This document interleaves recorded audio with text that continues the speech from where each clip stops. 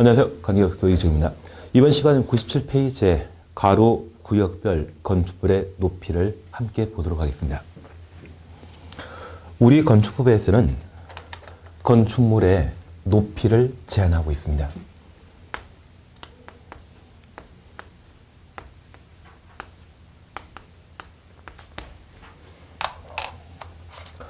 건축주가 높은 건물을 건축하게 되면 일정한 조망권을 확보할 수 있지만 그 덕분에 다른 사람들은 피해 볼 수 있죠. 그래서 이러한 높이와 관련되어서는 규제를 가하게 되는데, 이 높이 제한 형태는 현재 가로 구역의 높이 제한과 일조 확보에 관한 높이 제한 규정으로 구분하여 제한하고 있습니다. 그런데 우리 잠깐 이해해 줄 게 있습니다. 만약 건축물의 높이라고 하면 지표부터 건물 상단까지의 높이를 건축물의 높이라 표현하고 있습니다. 여기 제한이란 말은 건물의 높이와 관련된 공법상의 규제를 의미하게 됩니다. 그래서 건물의 높이 자체가 하나의 높이 제한이 되는 것은 아닙니다. 그래서 건물의 높이에 대한 개념은 지표면부터 건물 상단까지의 거리를 말하고, 여기 높이 제한은 건물 높이와 관련된 공법상의 규제를 말하게 됩니다. 이러한 규제 방법은 가로 구역의 높이 제한과 일조 확보를 위한 건축물의 높이 제한 두 가지 방법으로 규제를 가하고 있습니다. 여기 가로 구역은 도로에 둘러싸인 땅을 가로 구역이라 표현하는데, 도로 주변에 심어져 있는 나무를 가로수라 표현하고 있습니다. 그래서 이 도로 가짜, 도로 로자를 조합한 말인데, 우리가 종로 1과 2가 3가라는 말을 들어본 적이 있습니다. 그 도로 가짜는 도로 형태가 동서로 뻗어 있는 것을 말하고, 도로 로자는 도로 형태가 남북으로 형성되어 있는 것을 말하는데, 세종로라는 말 들어본 적이 있다고 하면 이것은 남북으로 형성된 도로로서 도로 로자를 사용하게 됩니다. 그러면 일반적인 건물 건축하기 위한 대지는 도로에 2m 이상 접하면 건물 건축할 수 있습니다.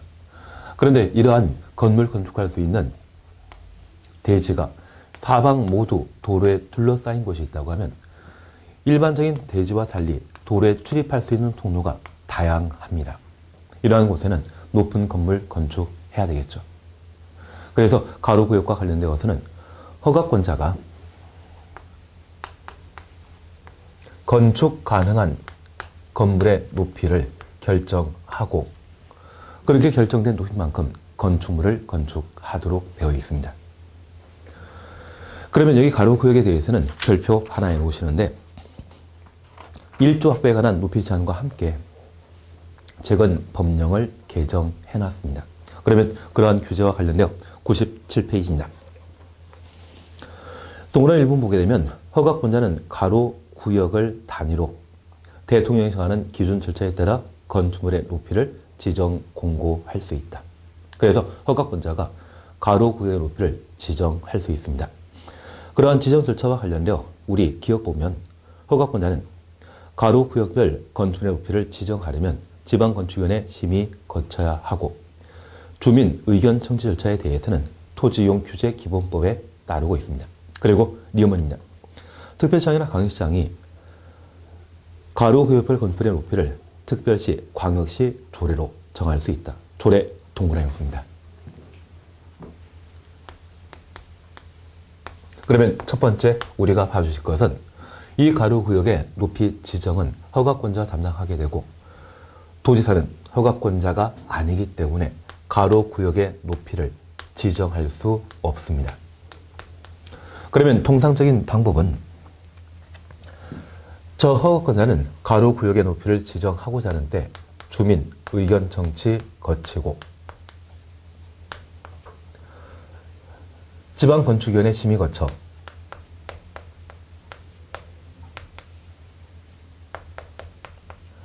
가로 구역별 건축물의 높이를 지정할 수 있습니다. 반면 저 허가권자 중에 특별시장과 광역시장이 가로 구역의 높이를 지정하고자 한다면 특별시, 광역시 조례로 가로 구역별 건축물의 높이를 결정하게 되는데, 이 조례는 지방자치단체 법 규범입니다. 그래서 우리가 민법 공부하다 보면 불문법에 해당되는 조리와 그리고 성문법에 해당되는 조례를 비교하신 적이 있는데 지방건축위원회 심의 거쳐 특별시장 광역시장이 조례로 가로 구역의 건축물의 높이를 결정하게 됩니다. 이번에 서울 송파에는 제1롯데월드를 한참 건축 중입니다. 그렇게 지나치게 큰 건물이 만들어지는 것은 그 위치장소가 사방 모두 도로에 둘러싸인 가로 구역이거든요. 그러한 가로 구역의 허가권자는 서울시장이죠. 그 서울시장은 제1롯데월드에 대한 건축물에 건축할 수 있는 높이를 바로 조례로 결정해 준 겁니다. 그래서 최근 제1롯데월드와 관련된 시사성을 생각하신다고 하면 특별시장은 가로구역별 건축물의 높이를 조례로 결정한다. 만약 이 조례가 주관식으로 나오게 된다면 채워 넣을 수 있죠. 그리고 이러한 방법으로 가로구역별 건축물의 높이를 결정하게 되면 그 결정 기준, 지정 기준을 함께 살펴봅니다. 우리 교재 박스에는 토지이용 계획과 그리고 도로의 너비, 그리고 간선시설의 수용 능력, 도시 미관, 경관 계획 등을 각각 다루고 있는데 그 중에 우리가 꼭 한번 봐주실 것이 바로 도로의 너비,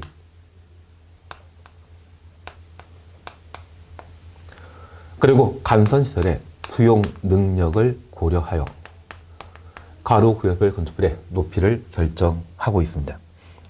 그러면 이렇게 잠깐 살펴봤습니다. 이 가로구역은 가로구역 점포가 한 필지, 한 대지로서 건물 한 동 건축하는 경우도 있지만 이러한 가로구역을 여러 조각 내고 각각의 대지 소유자가 각각 건물 건축하는 경우가 있습니다. 만약 이 두 도로가 폭 25m 이상의 도로에 접한 대지라고 하면 이곳에는 고층 건물 건축하더라도 많은 유동인구를 감당할 수 있을 겁니다. 반면 이쪽의 두 도로가 폭 4m 도로라고 하면 여기에 접해 있는 대지 소유자가 지나치게 큰 건물 건축하게 되면 교통시설이 부족하기 때문에 그 유동인구를 감당하기 곤란하죠. 그래서 도로 너비에 따라 동일한 가로구역이라 할지라도 건축물의 높이를 다르게 정할 수 있습니다. 그리고 두 번째입니다.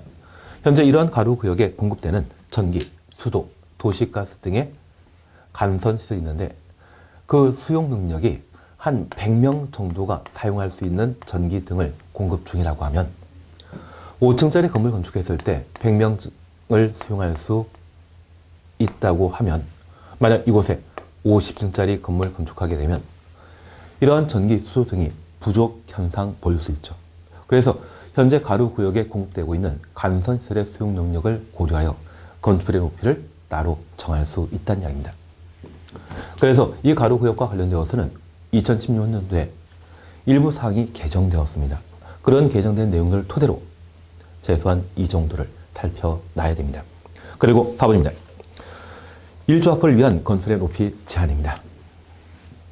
우리 건축부에서는 건축물의 높이 제한 방법으로서 가로구역에 의한 높이 제한 외 1조 앞과 관련된 높이 제한 규정을 마련하고 있습니다. 그러면 우리 살아오면서 고도지구라고 하는 용도지구 들어본 적 있습니까? 그리고 항공구역, 비행구역 이러한 것들도 건축의 높이를 결정할 수 있는 방법인데 이러한 제도들은 국토의 계획 및 이용에 관한 법률 내에서 다루고 있습니다. 따라서 건축법 자체의 건물 높이에 대한 공법상의 규제 방법은 딱 두 가지입니다. 가로구역의 높이 제한과 1조 확보에 관한 높이 제한 규정 두 가지입니다. 그러면 이 1조권 확보와 관련된 높이 제한 규정은 쾌적한 주거 생활을 영위하기 위하여 건축물 높이와 관련된 공법상의 규제를 말하는데 이러한 1조 확보와 관련된 높이 제한 규정은 건물을 건축하는 장소 그리고 건물을 건축하게 되었을 때 그 용도 두 가지 기준으로 1조 확보와 관련된 높이 제한 규정을 정해 놓고 있습니다. 그 중에 1조 확보와 관련된 높이 제한 규정이 적용되는 장소는 전용 주거지역과 일반 주거지역이고요. 대상 건축물은 공동주택에 대해서만 적용하고 있습니다. 그러면 쾌적한 주거생활을 영위하기 위한 일반 국민이 가지는 행복 추구권 중의 하나인 1조권은 공동택에는 적용하고 있지만 단독택에는 적용하는 거 아닙니다. 그러면 우선 장소와 관련되어 다시 한번 살펴봅니다. 건축물이 건축되는 위치가 전용 주거지역이나 일반 주거지역이라면 이 장소에 만들어진 건축물에 있어서는 종류에 관계없이 모두 건축법령이 정하고 있는 1조 확보에 관한 높이 제한 규정을 적용하고 있습니다. 그러면 1조 확보와 관련된 높이 제한 규정이 전용 주거지역과 일반 주거지역에 어떤 방법으로 적용되고 있는지 98페이지를 함께 봅니다. 동그라미 기역 정북방향 제한과 관련되어 바로 동그라미 가 함께 보십니다. 전용 주거지역이나 일반 주거지역에서 전용 주거지역, 일반 주거지역 동그라미였습니다. 건축물을 건축하는 경우 건축물 각 부분은 전국 방향의 인접 대지 경계선부터 다음 각구 범위에서 건축 조례가 정하는 거리 이상 뛰어 건축하여야 한다. 조례 규정은 배제합니다. 그리고 박스에 높이 9m 이하의 부분은 인접 대지 경계선부터 1.5m 이상 뛰어 건축하고 9m 초과하는 부분에 대해서는 인접 대지 경계선부터 해당 건축물 각 부분 높이 주정했습니다. 2분의 1 이상 뛰어 건축할 것.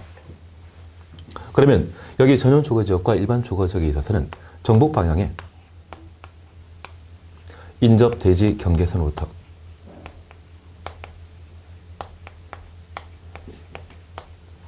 건축물 높이에 따라 일정한 거리 뛰어 건축하도록 되어 있는데 건물 높이가 9m 이하라고 하면 1.5m 이상 뛰어 건축하고 건물 높이가 9m 초과 시에는 해당 건축물 각 부분에 높이의 2분의 1 이상 뛰어 건축하도록 되어 있습니다.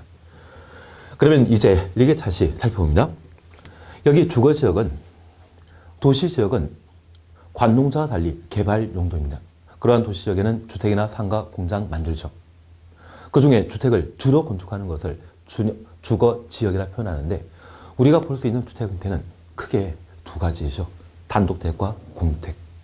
그리고 간혹 주상복합 건물을 볼 수 있습니다. 여기 전용 주거지역은 단독택을 주로 건축하는 공간을 말합니다. 그리고 일반 주거지역은 공동택을 주로 건축하는 공간을 말하며 주상복합 건축물은 준주거지역에 주로 만들고 있습니다. 그러면 저 1조 확보와 관련된 높이 제한 규정은 모든 주거지역에 적용되는 것이 아니라 전용 주거지역과 일반 주거지역에 한정하여 적용하게 됩니다. 그러면 이러한 주거지역에 단독택과 공택이 밀집되어 있다면 그들의 쾌적한 주거 생활을 도모하기 위해 1조 확보에 관한 높이 제한 규정을 적용해야 될 겁니다. 그래서 만약 시험에 주거지역에 1조 확보에 관한 높이 제한 규정을 적용한다 라고 하면 바로 틀립니다. 그래서 그 장소 위치가 전용 주거지역, 일반 주거지역이라는 것 확인해 놓습니다. 그러면 이러한 주거지역에 전용 주거지역, 일반 주거지역입니다. 도로가 남북으로 형성되어 있는데 이쪽 방향이 정북 방향이라고 하면 이 도를 따라 여러 필지의 대지가 존재할 겁니다. 그러면 인접 대지 경계선이라고 하는 것은 다른 게 아닙니다. 만약 A라고 하는 건축주가 건물 건축하게 되면 이 대지와 도로 사이의 경계선을 건축선이라 표현하고 세 방향의 이웃 토지 소유자와의 경계선이 있다고 하면 이를 대지 경계선이라 표현합니다. 그 중에 가장 가까운 다른 사람, 남과 붙어 있는 경계선이 있다고 하면 이것을 인접 대지 경계선이라 표현하게 됩니다. 그러면 이러한 세 개의 인접 대지 경계선 중에 정북 방향에 해당되는 것은 바로 여기 파란 부분이겠죠. 그러면 저 대지 경계선으로부터 건물 높이에 따라 일정한 거리 뛰어 건축하는데 내가 8m 높이의 건물 건축하게 된다면 1.5m 이상 뛰어 건축하고 내가 20m 높이의 건물 건축하면 높이의 2분의 1 10m 이상 뛰어 건축해야 됩니다. 그래서 A가 건물 건축하게 되었을 때 정북 방향의 인접 대지 경계선으로부터 일정한 거리 뛰어 건물을 건축하게 되는데 그러한 건물 높이가 20m라고 하면 10m, 8m라고 하면 1.5m 이상 뛰어 건축합니다. 그러면 이렇게 건물을 건축하게 되면 대신 남쪽에 건물이 위치하게 되고 해가 뜨게 되었을 때 저 해가 정남 방향에 뜨게 된다면 건물 그림자는 정북 방향으로 향하게 되죠. 그럴 때 대지 소유자가 정북 방향 인접 대지 경계선부터 충분한 거리를 띄어 건물 건축하게 되면 저 그림자는 대지 경계선을 침범하지 않습니다. 그러면 이런 일조 확보에 관한 높이 제한 규정은 해당 건축주를 위한 것이 아니라 북쪽에 거주하고 있는 다른 사람, 남의 일조권을 보장하기 위한 조치가 될 겁니다. 그러면 우리 이렇게 잠깐 살펴봅니다. 만약 대지 소유자가 20m 높이의 건물 건축하는데 10m가 아니라 5m 띄워 정북방의 대지 소유자에게 일조권을 침해했다고 하면 건축법에 정해 놓은 사항을 위반했기 때문에 위법 행위가 되게 됩니다. 그리고 타인에게 재산상, 정신상 피해를 끼쳤다고 하면 손해배상해야 되겠죠. 그래서 아주 예전에 도곡 중앙아파트를 재건축해서 도곡 렉스를 만들었는데 그 위치가 이 부분이었습니다. 그리고 북쪽에는 진달래 아파트라고 하는 아파트 단지가 존재했는데 그 아파트 단지에 일조권을 침해했던 적이 있거든요. 그래서 건물 건축하면서 20m 높이라고 하면 10m 뛰어야 되는데 5m밖에 안 뛰었습니다. 그래서 이 진달래 아파트 단지 주민들은 도곡 렉스를 대상으로 일조 침해와 관련된 손해배상 청구를 함과 동시에 공사 중지 가처분 신청을 했던 적이 있습니다. 법원에서 공사 중지 가처분 신청을 받아들였고 공사가 하루라도 지연되게 되면 막대한 금융 비용 부담이 발생하게 되죠. 그래서 양 당사자는 서로 타협하게 되었는데 각 세대당 1,000에서 5,000 정도 손해배상한 것으로 타협 보더라고요. 그리고 그 돈 딱 받고 한 6개월인가 1년 뒤에 이 진달래 아파트에서도 재건축을 결정해버리더라고요. 그래서 내가 살고 있는 곳이 전용 주거지역이나 일반 주거지역인데 정남 방향에 새로운 건물이 만들어지게 된다면 좀 지켜봤다가 법령 위반 사항이 발견되게 되면 바로 손해배상 청구와 동시에 공사 중지 가처분 신청 함께 하는 것이죠. 그러면 이러한 일조권이 하나의 여러 가지 사회적 문제가 발생할 수 있다는 점을 고려하신다고 하면 바로 전용 주거지역과 일반 주거지역에 있어서는 정북 방향의 인접 대지 경계선으로부터 일정한 거리 띄어 건축해야 한다.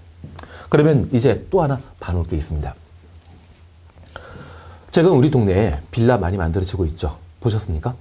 그러면 이곳이 도로 형태입니다. 그리고 이쪽이 정북 방향이라고 하면 대지 경계선을 존재하고 이러한 대지 경계선으로부터 건물을 건축하게 될 겁니다. 보통 주거용 건축물의 경우는 층고가 3m이고요. 주거용 외 건축물이라고 하면 보통 층고를 4m 정도로 하더라고요. 그래서 3층짜리 빌라 다세택을 만들게 된다면 그 높이가 9m 이하이기 때문에 정북 방향의 인접 대지 경계선으로부터 1.5m 띄운 곳에 건물 건축할 수 있죠. 그런데 우리가 알고 있는 다세택은 주택 사용 층수가 4개층 이하로서 동당 바닥 면적 합 660제곱미터 이하의 주택을 말합니다. 3층만 만들 게 아니라 4층에 9m 초과하고 12m 되는 건물 만들어야 되죠.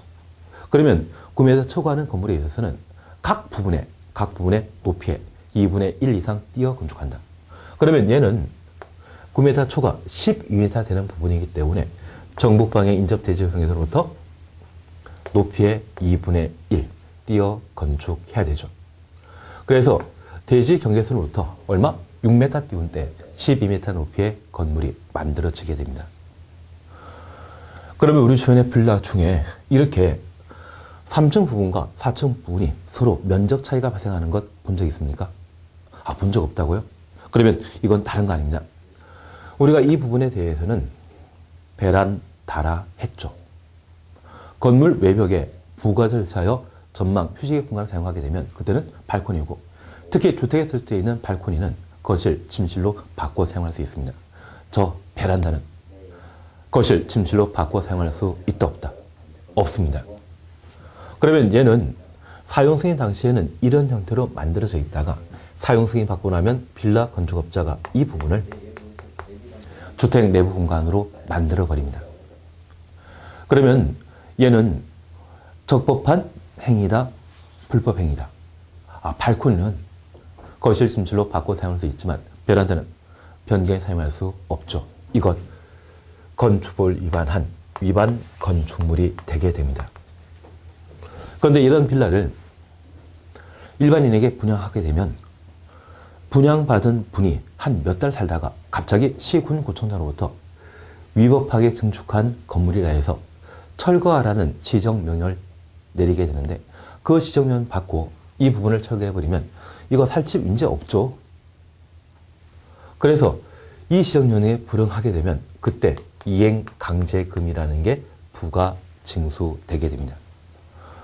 사실 우리 건축법에 따른 이행강제금에 따르게 되면 연면적 85제곱미터 이하의 주거용 건축물 그리고 세대별 면적이 85제곱미터 이하의 공동주택에 있어서는 저 이행강제금을 최대 5번 부과하도록 되어 있습니다. 그러면 이러한 이행강제금을 최대 5번 부과 징수하게 되는데 그 이행강제금이 만약 200 또는 300만 원이라고 하면 최대 5번 부과 징수했을 때 이거 1000만 원이죠. 그리고 그러한 부분들을 감안해서 저 빌라를 싸게 분양받으면 괜찮겠지만 제값 주고 분양받았다고 하면 그것 나 사기당한 것이죠. 그러면 우리 다시 이렇게 보십니다. 그러면 이러한 빌라 형태가 만약 이렇게 9m 이하는 1.5m, 9m 초과하는 부분은 건물 각 부분의 높이의 2분의 1. 아예 12m 건물 건축하면서 6m 띄어 건물 건축하는 것도 방법이지만 이러면 대지 활용도가 좀 낮아지죠. 그래서 9m 이하는 이렇게 9m 초과하는 부분은 건물 각 부분 높이의 2분의 1 이상 띄어 건축하게 됩니다. 그러면 해가 정南방에 뜨게 되었을 때 저 건물의 그림자 북쪽을 지게 되지만 일조학과 관련된 높이 제한 규정을 충분히 준수한 건물이라면 저 건물의 그림자는 대지 경계선을 넘지 않게 됩니다. 이것이 전용 주거지역과 일반 주거지역의 일조학부에 관한 높이 제한 규정이 되게 됩니다. 조금 이해되겠습니까? 그러면 정북방향이라는 말 우리 의미 이해했고 인접 대지 경계선 내 땅이 있다고 하면 내 땅 바로 정북 방향에 다른 사람의 토지가 있을 때 그 다른 사람과의 토지 경계선을 뭐라 한다? 대지 경계선이라 표현하는 것이죠. 올해 나번과 관련된 사항을 개정했습니다. 사실 이 나번 지문에 대해서는 문제 만들기가 참 애매한 지문인데 그래도 어떻게든 만들 수도 있을 것 같습니다. 나번 준쳐놓습니다. 다음 각호 하나에 해당되는 경우는 위 가를 적용하지 않는다. 일조학부에 관한 높이 제한 규정을 배제한다. 그런 의미입니다. 1번입니다. 다음 하나에 해당되는 구역 안에 너비 20m 이상의 도로, 그 도로에 접한 대지 상호간에 건축하는 건축물. 가번에 지구 단위 계획구역 하나 동그라놨습니다. 그러면 지구 단위 계획구역 안에 너비 20m 도로를 기준으로 양쪽의 대지 소유자가 각각 존재한다면 일조학부에 관한 높이 제한 규정을 배제하겠다는 이야기입니다. 그러면 지구 단위 계획구역이 적용되어 있는데 이곳이 일반 주거 지역입니다. 그 일반 주거 지역에 폭 20m 도로가 존재하고요. 그것을 기준으로 남쪽, 북쪽에 대지 소유자가 각각 존재한다면 이 두 대지 소유자 사이에는 일조학부에 관한 높이 제한 규정을 배제하겠다는 이야기입니다. 그래서 지구 단위 계획구역 안에 너비 20m 이상의 도로에 접한 대지 상호간에 건물 건축하는 경우. 그런데 지문 좀 길어지죠. 그리고 2번 그냥 지나가십니다. 3번입니다. 건축물의 정북 방향 인접 대지 경계선이 전용 주거지역이나 일반 주거지역이 아닌 용도의 지역에 해당되는 경우. 전용 주거지역과 일반 주거지역 아닌 경우. 그러면 정북 방향의 대지 소유자 땅은 전용 주거지역이나 일반 주거지역이 아닌 상업지역 또는 녹지지역에 해당되게 된다면 이때는 일조학부에 관한 높이 제한 규정을 적용받지 않는다는 이야기입니다. 그래서 이쪽은 올해 신설된 사항인데 좀 오지순단 문제 만드는 게 애매할 수도 있을 것 같습니다. 그래서 우리 이 나와 관련된 신설 규정에 있어서는 박스 속에 1번과 3번 정도를 봐놓으시는데 도로 높이 20m라는 것 확인만 해놓습니다. 99페이지의 니은 정남방해 제한에 대해서는 크게 신경 쓰지 않습니다. 그리고 이 공동주택 차시였죠. 그러면 일조학과 관련된 높이 제한 규정은 그 많은 건축물 중에 공동주택에 적용되고 있습니다. 그러면 공동주택 중에 어떤 건물이 일조학과에 관한 높이 제한 규정인지, 그리고 특별 규정을 함께 살펴보면 이쪽에 시험에 나올 문제를 모두 해결할 수 있습니다. 그러면 우리 다시 일조학과에 관한 높이 제한 규정을 적용받는 건축물은 오직 무엇이다? 공동택 하나이죠. 99페이지입니다. 다음 하나에 해당되는 공동주택, 가로 속에 일반 상업지역과 중심 상업지역에 건축하는 것을 제외한다. 채광 확보를 위하여 대통령이 정하는 높이 이하로 하여야 한다. 1번입니다. 인접 대지 경계선 등의 방향으로 채광 위한 창문을 두는 경우 채광창 동원해 놓습니다. 그리고 2. 하나의 대지에 2동 이상을 건축하는 경우. 시험에 나올 수 있는 중요 지문 벌써 다 봤는데요. 여기 공동택과 관련되어 1조 확보의 높이 제한 규정이 적용되는 것은 채광창 방향으로 인접 대지 경계선을 마주보는 공동택에 대해서는 1조 확보에 관한 높이 제한 규정을 적용하고 있습니다.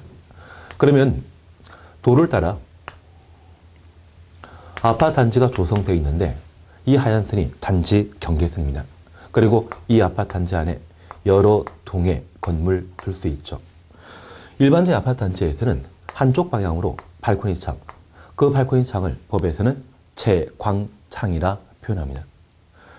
그러한 채광창 방향으로 이 두 동의 건물은 단지 내 건물이 보이지만 얘는 채광창 방향으로 단지 안의 건물이 아닌 대지 경계선, 타인이 소유하고 있는 토지와 대지 경계선을 마주 보는 것이죠.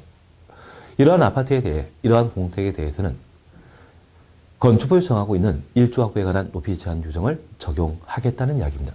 그리고 두 번째입니다. 하나의 대지 안에 2동 이상의 건축물이 존재하는 경우. 그러면 이를 인동거리라 표현하게 되는데 여기 인동거리라고 하는 것은 건물 동자와 그리고 가까울 인. 우리가 민법 공부하면서 상린관계라는 말 들어본 적 있죠.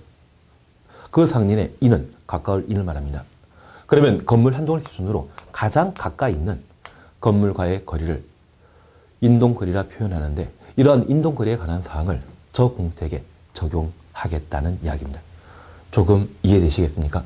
그러면 이러한 내용들 중에 우리가 이미 특례 하나를 보셨습니다. 원래 공택에 대해서는 이런 요건을 갖추었을 때 건축법이 정하고 있는 1조 확보에 관한 높이 제한 규정을 적용하지만 그 공택의 위치가 중심 상업지역과 일반 상업지역인 경우에는 제외한다. 우리 도심, 부도심이라는 말 들어본 적 있죠? 서울에서는 몇 개 도심이 있거든요. 강남, 명동, 그러한 도심이 있습니다. 그러한 곳이라고 하면 보통 중심 상업지역으로 분류되고 있는데 명동의 땅 한 평이 3억 정도 한다던데요. 그러면 이러한 곳에 30형 아파트를 만들게 되면 대지의 지분 보통 30조메타, 그냥 10평이 나겠습니다. 3억 대신 저 중심 상업지역의 땅 한 평이 평당 1억이라 하겠습니다. 그러면 저 1억 원이라고 하면 대지 지분만 10평이기 때문에 대지 가격만 10억 되고 이후에 건축 비용을 고려하게 되면 진짜 비싼 아파트가 만들어지게 되죠. 그러면 이런 아파트를 만들었을 때 1조 확보에 관한 높이 제한 규정을 두어 동과 동 사이에 일정한 간격을 유지하게 되면 분명 대지 지분이 10평 나오겠지만 이러한 높이 제한 규정을 배제하게 되면 한 동 짓고 바로 옆에다가 꼭 건물 한 동 지을 수 있거든요. 그러면 하나의 대지에 예전에는 한 2동, 3동 들어가던 곳에 5개 또는 6개 동을 집어넣게 되면 대지 지분은 절반 정도 감소하지만 그래도 32평은 계속 유지되죠. 그래서 이 중심상업지역과 일반 상업지역은 일조 확보에 관한 높이 제한 규정을 배제함으로써 아파트 분양 가격을 낮추고자 도입한 제도입니다. 이러한 특례는 어디에서만 인정된다? 중심 상업지역과 일반 상업지역에서만 인정된다는 것을 확인해 놓습니다. 그리고 두 번째입니다. 우리 교재 100페이지 보면 박스 속에 이런 말이 있습니다. 건축물, 가로 속에 기숙사 제외한다. 기숙사를 제외한 공동주택의 각 부분 높이는 채광을 위한 창문이 있는 벽면에서 직각 방향으로 인접 대지 경계선까지의 수평거리 동그라미 놓습니다. 2배 이하로 할 것. 근린 상업지역과 준주거지역의 경우는 4배 이하로 할 것. 그러면 이런 말입니다. 하나의 주택단지 안에 이쪽 방향이 채광창인 아파트를 만들게 되었을 때 저 채광창 방향으로 인접 대지 경계선을 마주 보게 되면 인접 대지 경계선과 건물 한 통의 거리, 이를 수평거리라 표현합니다. 저러한 수평거리가 만약 20m라고 하면 저 20m의 2배, 높이 40m까지 공동택을 건축할 수 있다는 이야기입니다. 그런데 이러한 채광창과 관련된 일조 확보에 관한 높이 제한 규정은 기숙사에는 적용한다, 배제한다. 배제하고 있습니다. 사실 이 기숙사는 근로자 숙소로 이용되는 곳인데 아침 일찍 출근하고 밤늦게 퇴근하고 있거든요. 평상시에 햇빛 볼 일 없죠. 그래서 저 기숙사와 관련되어서는 채광창 방향의 높이 제한 규정을 적용하지 않게 됩니다. 그리고 마지막 우리가 살펴보실 적용 기준으로서 2번, 같은 대지의 두 동 이상의 건물이 서로 마주보고 있는 경우에는 건축물 각 부분 사이 거리는 다음 항목 거리 이상 띄어 건축할 것.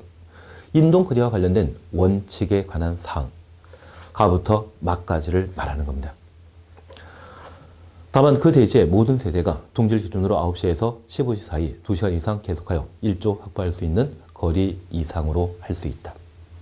그래서 9시부터 15시 사이, 동짓날이라고 하면 태양의 고도가 가장 낮은 겨울을 말합니다. 그런 동지일에도 모든 세대가 2시간 이상 1조 확보할 수 있다고 하면 인동거리에 대한 원칙 규정은 무시할 수 있다는 이야기죠. 원칙과 예외에 해당됩니다. 그러면 그 겨울철에도 세탁물 건조시킬 필요 있죠. 그래서 동질 기준으로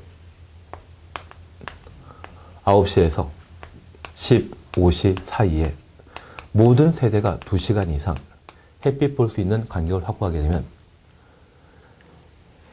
공동택과 관련된 인동거리에 관한 규정을 무시해야 된다. 그러면 이러한 세 가지를 계속 시험 문제 반복하더라고요. 그래서 우리가 기억하실 것은 중심 상업지역과 일반 상업지역에 건축하는 공택에 대해서는 분양 가격을 낮출 목적으로 일조 확보에 관한 높이 제한 규정을 배제하고 기숙사는 햇빛 볼일이 없기 때문에 채광창 방향의 높이 제한 배제한다. 그리고 인동거리에 관한 규정은 원칙적으로 지켜져야 되지만 동질 기준으로 9시에서 15시 사이에 2시간 이상 햇빛 볼 수 있는 경우라면 인동거리에 대한 원칙 규정을 배제할 수 있다. 그래서 이 세 가지를 한번 살펴놓습니다. 그래서 동동택과 관련된 사항 저렇게 정리하시면서 우리가 살펴보실 건 딱 하나입니다. 일조 확보에 관한 높이 제한 규정이 적용되는 장소는 전용 주거지역과 일반 주거지역이라는 것 기억하시고 적용 대상 건축물은 공동주택이죠. 그 점을 한번 보시는 게 이쪽의 내용이 되게 됩니다. 그리고 101페이지에는 건축물에 대한 건축 제한의 완화 1. 공개 공지를 볼 수 있습니다. 우리 건축부에서는 건축물과 관련되어 구조, 설비에 관한 제한과 높이 제한, 기타 등등의 규제를 마련하고 있습니다. 하지만 건축주가 사회를 위해서, 공연을 위해서 어느 정도 희생을 했다고 하면 해당 건축물에 적용될 수 있는 각종 규제를 풀어줄 수 있죠. 그런 내용으로 가장 대표적인 것이 바로 공개 공지입니다. 여기 공개 공지는 우리 백화점 같은 곳을 방문하게 되면 백화점 한켠에 시민들이 쉬었다 갈 수 있도록 파고라 시설이 만들어져 있는 것을 본 적이 있을 겁니다. 그게 바로 공개 공지이거든요. 그러면 이 공개 공지의 소유자인 백화점 측에서 시민을 위해 휴식 공간을 제공했다고 하면 쾌적한 도시 환경을 조성할 수 있죠. 그런 경우라고 하면 해당 건물에 적용될 수 있는 규제 풀어줄 수 있다는 이야기입니다. 그러면 여기 공개 공지와 관련되어 우리 동그라미 부분에는 공개 공지에 대한 개념 설명하고 있고요. 그리고 2번 공개 공지 설치 대상으로 장소에 관한 사항과 그리고 건축물에 관한 사안들을 각각 다루게 됩니다. 특별히 공개 공지 확보할 대상 건축물로서 102페이지의 박스를 찾아볼 수 있습니다. 문화집회시설, 종교시설, 판매시설, 가로 속에 농산물 유통시설을 제외한다. 운수시설, 업무시설, 숙박시설로서 바다 면적합 5,000제곱미터 이상인 경우. 그래서 공개 공지 확보 대상은 바다 면적합 5,000제곱미터 이상의 우리 좋아하는 탤런트 있으시죠? 안문숙입니다. 다중이용 건축물 공부하시면서부터 함께 공부하셨던 안문숙 기억나십니다. 이번에 판문숙은 종업원입니다. 그래서 종업원 판문숙으로 바다 면적합 5,000제곱미터 이상이면 공개 공지 설치 대상인데 종교시설, 업무시설, 시청 같은 건물을 말합니다. 원, 운수시설, 고속버스터미널을 말합니다. 판매시설, 문화, 집회시설, 숙박시설. 이러한 6가지 용도라고 하면 공개 공지를 의무적으로 설치하도록 되어 있고 이러한 공개 공지 설치하게 되면 대지 면적의 10% 범위 내 건축조례가 정하는 만큼 공개 공지 설치하도록 되어 있습니다. 이러한 공개 공지 설치하게 되면 해당 건물에 적용될 수 있는 규제를 대폭 풀어주게 되는데 그런 규제 완화에 관한 사항으로 102페이지 밑에서 두 번째 주입니다. 용적률 1.2배, 높이 기준 1.2배 완화할 수 있다. 그러면 공개 공지를 설치한 건물에 대해서는 해당 건물에 적용될 수 있는 용적률과 높이 기준을 최대 1.2배까지 풀어줄 수 있다는 이야기죠. 그러면 도로에 인접해 있는 대지의 면적이 1,000제곱미터이고 해당 대지에 적용되는 용적률이 만약 500%라고 하면 이 경우 대지 소유자가 건축할 수 있는 최대 연면적은 5,000제곱미터가 되게 됩니다. 그런데 해당 대지 면적 중에 10% 이내 대지 면적 중에 100제곱미터를 공개 공지로 꾸며 시민들에게 제공하게 되면 이 건물에 적용될 수 있는 용적률을 1.2배까지 완화시켜준다는 이야기죠. 그러면 용적률 600% 되게 되고 그때 건축할 수 있는 최대 연면적은 6,000제곱미터가 되게 됩니다. 100을 공개 공지로 조성하여 제공하니 1,000제곱미터 더 만들 수 있다고 하면 이것 괜찮죠. 그래서 바다 면적합 5,000제곱미터 이상의 종업원, 판문숙 이 6가지 건물의 경우는 공개 공지를 설치함으로써 그만큼 큰 규모의 건물을 만들게 됩니다. 공개 공지 없는 건물 없겠죠. 그래서 공개 공지에 관한 규제 완화의 성격 이렇게 살펴봤습니다. 이번 시간 여기까지 함께 하시고 다음 시간에는 103페이지에 이번 특별 건축 구역에 관한 사항을 함께 살펴보도록 하겠습니다. 수고하셨습니다.